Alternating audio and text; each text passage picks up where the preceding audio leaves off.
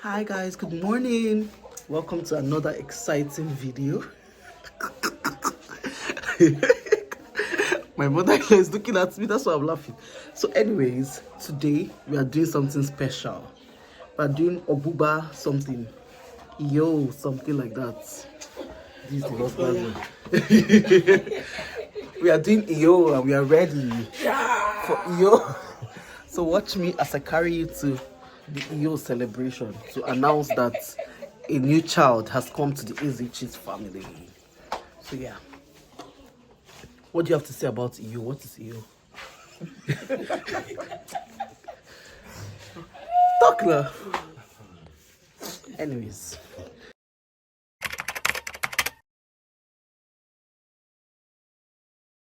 Yo.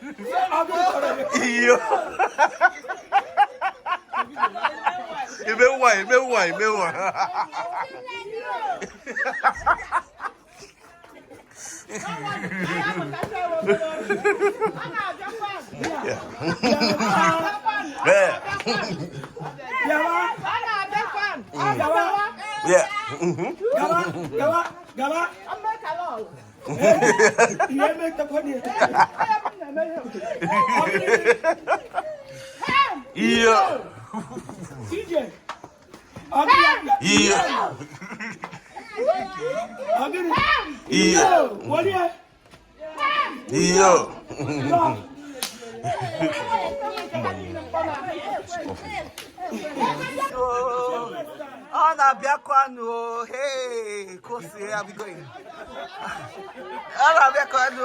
Hey.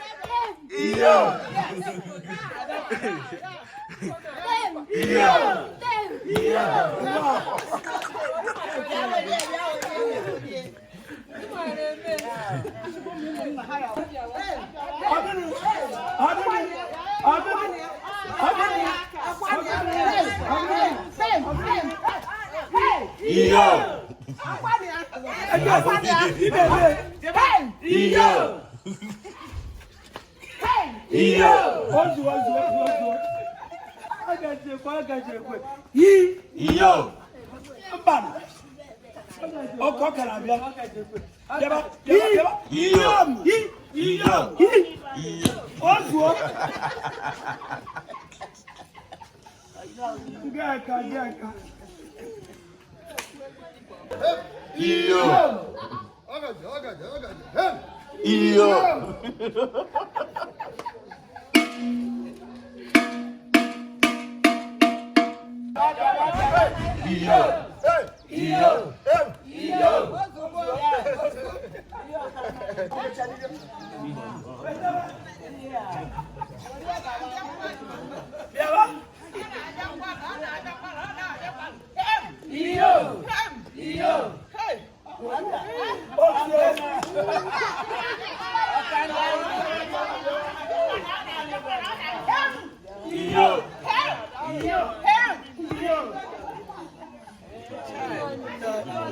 Good morning, ma.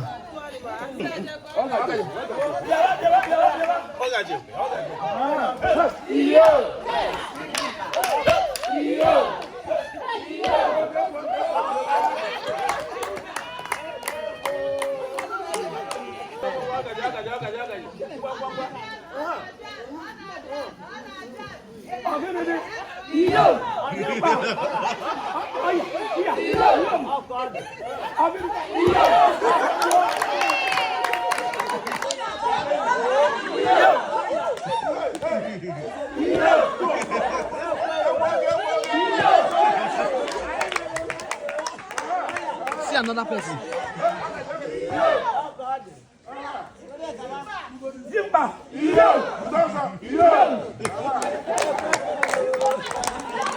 Oh yeah.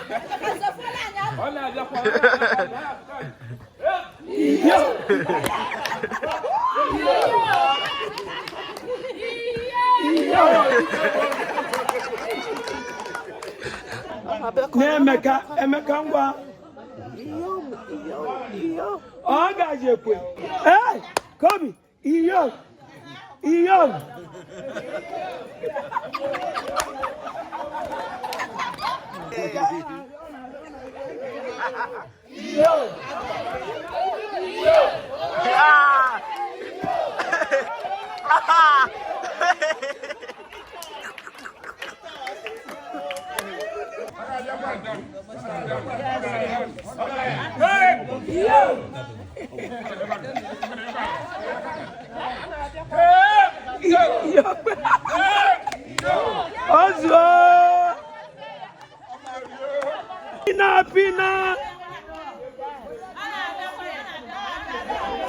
Pina.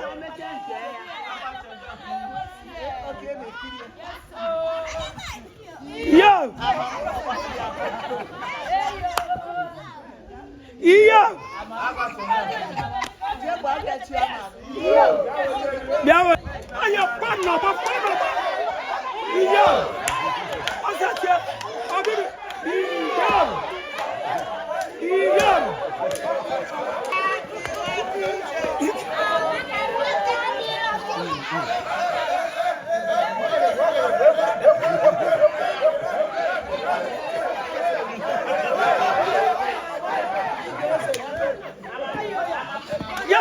Yeah.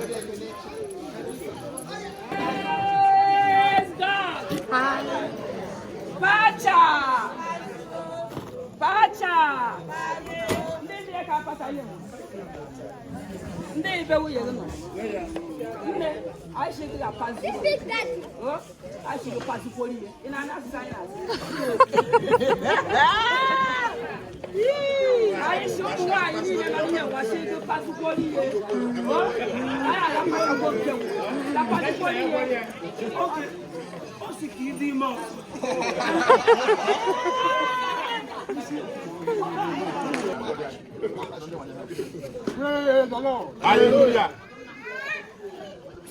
Praise the Lord. Praise the Lord. Hallelujah.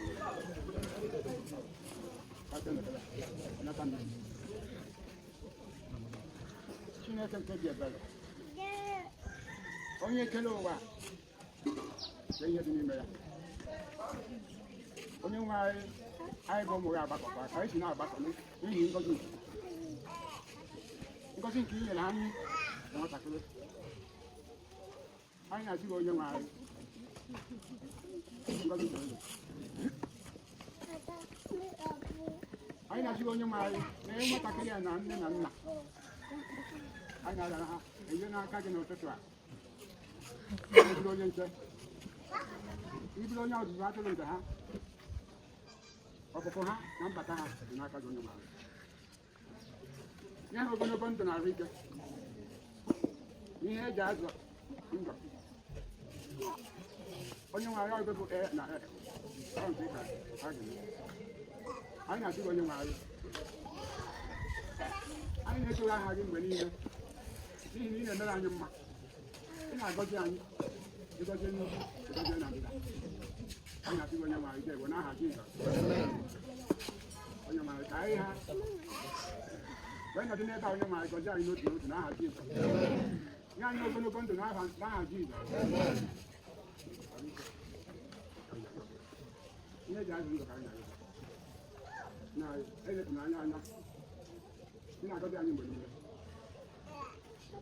Onye niile wụtara ebe a onye nwe anyị mana ha ka ha ọ na-asị onye nwe anyị ọpụpụ anyị na mbata anyị mmadụ niile n'ebe a bụ ha ga-esite ebe a wee na agịbụ onye nwe anyị gọzie ha n'otu n'otu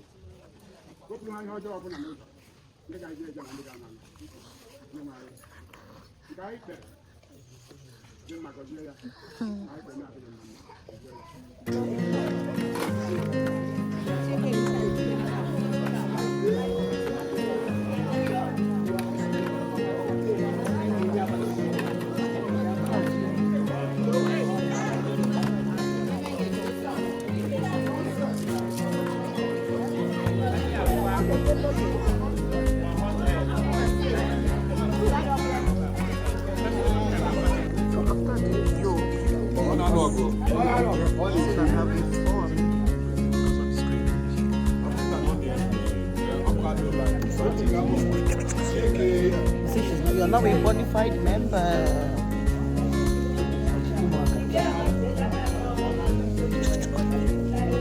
Bonified member. What's right?